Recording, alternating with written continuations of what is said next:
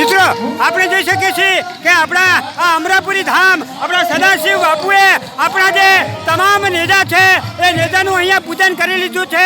તેમજ આપણે જે મેન જે નેજો ચડાવવાનો છે આપણા 52 ગજની જે ધજા ચડાવવાની છે તેનું પણ પૂજન થઈ ગયા બાદ હવે આપણા જે મંદિર આવેલું છે તે બાજુ નેજા લઈ જવામાં આવી રહ્યા છે.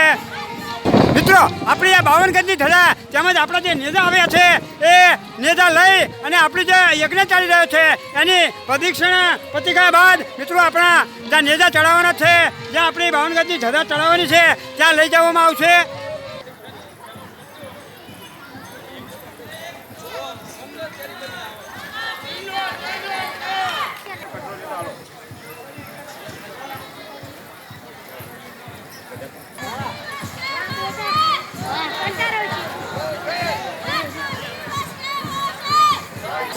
મિત્રો આપણી આ 52 ગજની ધજા તેમજ નેજા હવે અહીંયા આપણે જે મંદિર છે ત્યાં આવી ગયા છે.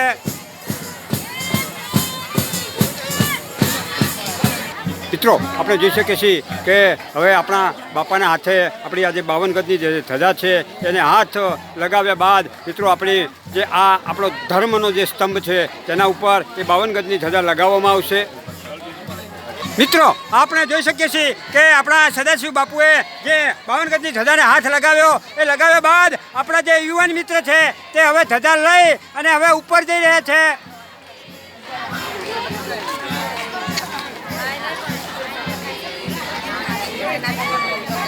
મિત્રો આપણે જોઈ શકીએ છીએ કે આપણી આ 52 ગજની આપણા રામદેવ પીર મહારાજની ધજા હવે અહીંયા ઉપર પહોંચી ગઈ છે અને હવે આપણા 52 ગજની આ ધજા હવે અહીંયા ફરક છે. મિત્રો આપણે જોઈ શકીએ છીએ કે આપણા જે યુવાન મિત્ર ઉપર જે ધજા લઈને ગયા એમને હવે આપણી આ રામદેવ પીર મહારાજની જે 52 ગજની જે ધજા છે એ ધજા હવે અહીંયા ફરકાવી દીધી છે અને આપણને એ આપણા રામદેવ પીર મહારાજના 52 ગજની ધજાના દર્શન થઈ રહ્યા છે.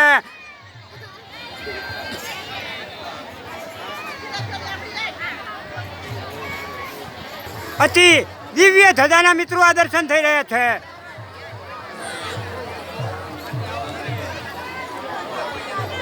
અને મિત્રો આપણે જોઈ શકીએ છીએ કે આપણે કીધું તે પ્રમાણે કે અહીંયા પધારેલા તમામ ભક્તજનો હવે અહીંયા આપણે જે 52 ગજની આપણા બાબા રામદેવ પીર મહારાજની જે ધજા ચડી તેના દર્શન ખૂબ ભાવથી અહીંયા કરી રહ્યા છે.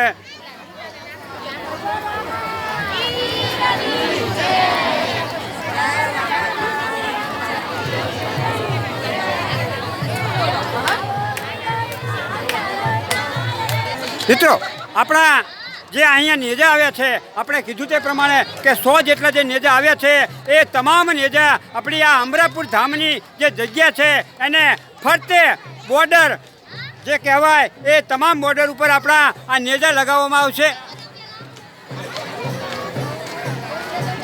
મિત્રો હવે આપણને અહીંયા આપણા અમરાપુરી ધામ આપણા નકલંગ નેજાધારી આપણા પીર રામદેવ પીર મહારાજના હવે અહીંયા દર્શન થઈ રહ્યા છે.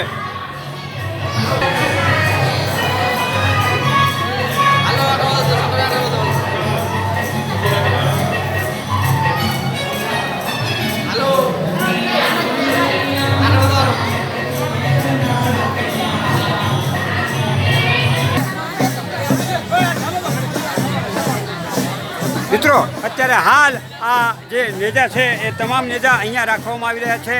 ત્યારબાદ આપણે કીધું તે પ્રમાણે કે બોર્ડરે લગાવવામાં આવશે.